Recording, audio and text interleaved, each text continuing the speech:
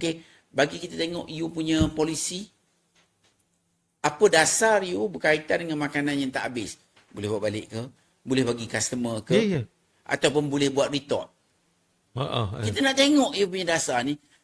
Dia akan cakap, tak ada, kita memang tak bagi orang makan. Okey, tak payahlah. Kita ambil kat lain. Kita ambil, faham? Biar dia orang yang buat polisi. Dan kita pun tidak mungkin sukar untuk permulaan ni, untuk bercerita, untuk 100%. Tak apa. 50% dulu pun tak apa. Ambil bawa makanan. Mana nak buat-buat?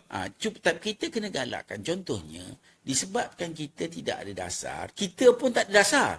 Individu pun tak ada dasar. Kalau sate, dia ambil sate sampai 10. Makan 2 je. Dah tak lalu dah makan, dah pinggan-pinggan makan. Jadi, tapi, apa jadi pada yang 8? Buang. Siapa nak makan? Kalau you dah letak dalam pinggan, you pun tak tahu dekat mana.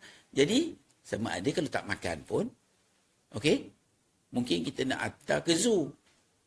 Mungkin ada kita nak buat makanan. Ini tak ada, ini bakar. Buang bakar je. Kita kena buat polisi. Maknanya kita untuk menjadikan suasana yang baik, kita perlu ada